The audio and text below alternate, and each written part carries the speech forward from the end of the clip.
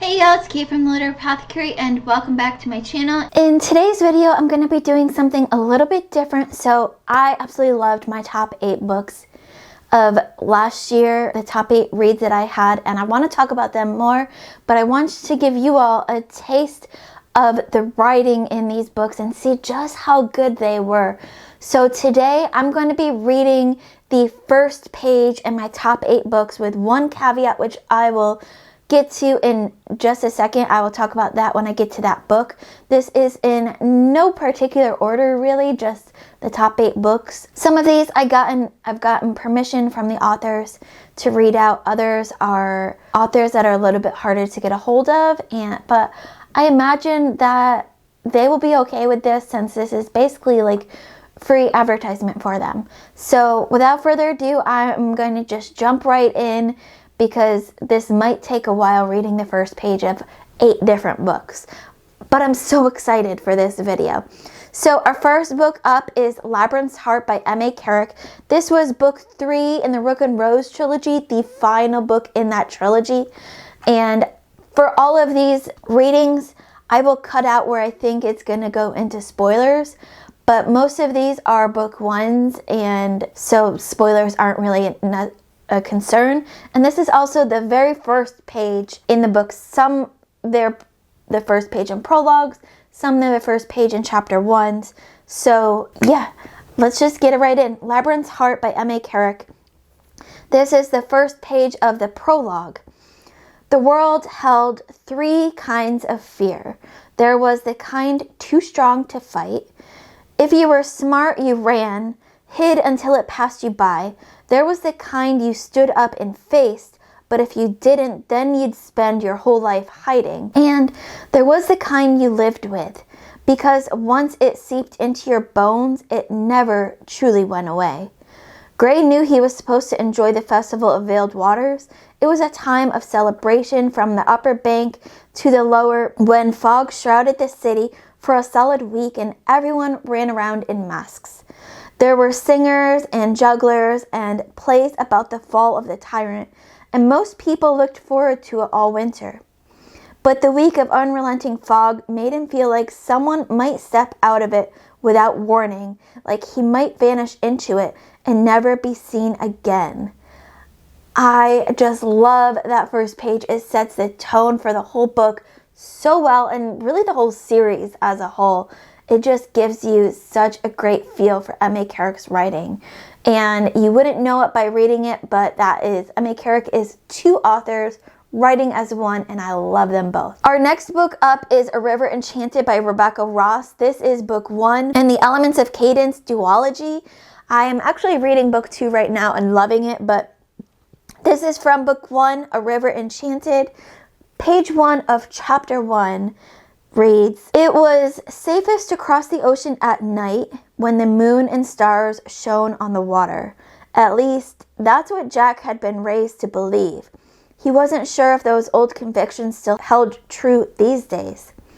It was midnight, and he had just arrived at Woe, a fishing village on the northern coast of the mainland. Jack thought the name was fitting as he covered his nose. The place reeked of herring. Iron yard gates were tinged with rust, and the houses sat crooked on stilts, every shutter bolted against the relentless howl of the wind. Even the tavern was closed, its fire banked, its ale casks long since corked. The only movement came from the stray cats lapping up the milk left for them on door stoops, from the bobbing dance of cogs and rowboats in the quay. This place was dark and quiet with dreams. 10 years ago, he had made his first and only ocean crossing from the isle to the mainland, a passage that took 2 hours if the wind was favorable. He had arrived at this very village, borne over the starlit water by an old sailor." And that gives you the experience of my favorite part of this book, and that is the atmosphere. Rebecca Ross paints such an amazing atmosphere with this book. It's even better on the audiobook because the narrator of the audiobook has that Scottish accent, and it just makes you feel the magic of the book. Our next book up is Legacy of the Brightwash by Crystal Matar. This is book 1 in the Tainted Dominion series. Y'all know how much I love this book. I talk about this book all the time. I recommend it all the time. Here's a taste of Crystal Matar's writing.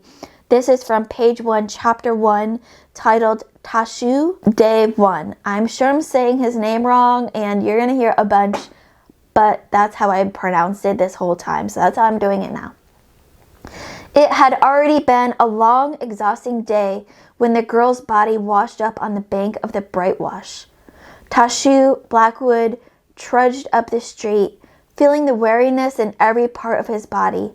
His station house had always been short-handed, but since one of their regulation officers died, everyone was working to the very limit of their strength.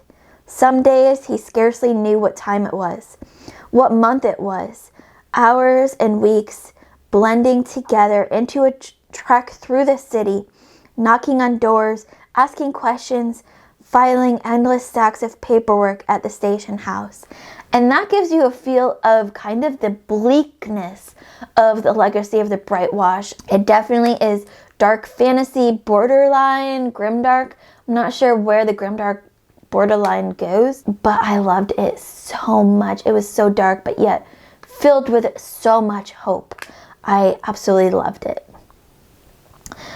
Our next book up is A Storm of Swords, of course, by George R.R. Martin. This is book 3 in the Song of Ice and Fire series, also belovedly known as the Game of Thrones series. This is from page 1 of the prologue. I feel like I was on the latter end of this read, and most people had already read this series at least once. I was just reading this for the first time last year. I absolutely loved it, and this book was my favorite in the series. I loved everything about it. The day was gray and bitter cold, and the dogs would not take the scent. The big black bitch had taken one sniff at the bear tracks, backed off, and skulked back to the pack with her tail between her legs. The dogs huddled together miserably on the river bank as the wind snapped at them. Chet felt it too, biting through his layers of black wool and boiled leather. It was too bloody cold for man or beast, but here they were, his mouth twisted, and he could almost feel the boils that covered his cheeks and neck growing red and angry. I should be safe back at the wall, tending the bloody ravens and making fires for old Maester Aemon. 7 hells. He gave the leashes a hard yank to get the dog's attention. Track, you bastards. That's a bear print. You want some meat or no? Find. But the hounds only huddled closer, whining. And that, you probably noticed a pause in there, and I kind of cut out some what might be spoilers for people that haven't actually read this yet, because it talked about some characters that their names are very well known. So I cut out that part for the sake of spoilers, because this is a book 3, but the rest I feel like is pretty much spoiler free, but it sets the tone of what the North was like in this series. It's so cold and bitter and windy and miserable, and it just sets such a great atmosphere. Feels like there is such a theme going on with these books. Amazing atmosphere set by these authors. Next up, we have a Song of Ice and Fire series inspired read. That is Buzzard's Bull by John Palladino. Now this is book 2 in the Tragedy of Sedan series, but I feel like this page will not give away spoilers for book 1. If you haven't read book 1, The Trials of Ashmont, yet, you should definitely read book 1 and then go right into Buzzard's Bull, book 2. Chapter 1, page 1, Sturgeon Gothel, Lockwell Calrim. Slow and methodical, Duke Sturgeon Gothel lowered his wretched body into the cushioned chair. His shaky, liver-spotted hands reached out and took the mug of chilled water from a side table. He sipped, eyes darting around the balcony, examining his enemies. There were no friends here. Even King Micus Garkovy, a man he'd known for decades, was someone he wouldn't trust. Shivering, he wiped cold sweat from his forehead It couldn't be the temperature. There was no breeze and bright sunlight reflected off of the water below. Nobody else shivered. Nobody else complained or had warmer clothing. And that, again, sets the feel of this book, but also reading that right after A Storm of Swords first page, you get the same feel. John Palladino said A Song of Ice and Fire series and also Joel Abercrombie were some of his biggest writing inspirations in writing this series, and you can definitely see it comparing this to Song of Ice and Fire. Now, our next book up is Lily by Daniel Barnett, which is book 7 in the Nightmare Chronicles series. But what I'm going to do for this one, this is the only exception to my page 1 from this book.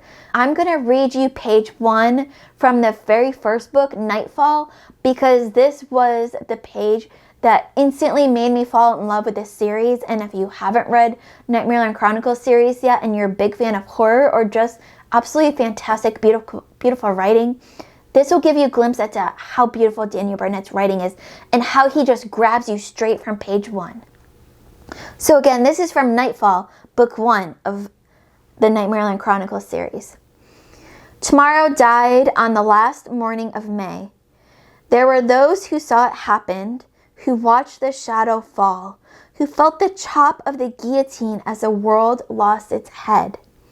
Everyone else witnessed only the aftermath, for the event itself lasted no longer than a moment.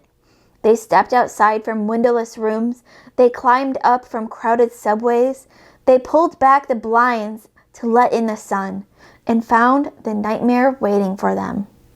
John Hawthorne saw it happen.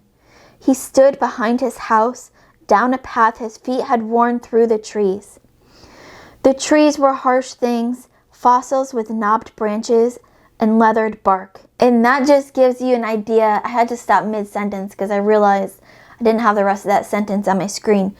But that just gives you a glimpse at the beauty of Daniel Barnett's writing. It just pulled me straight in from page 1, and I've been a fan ever since. We have just 2 books left.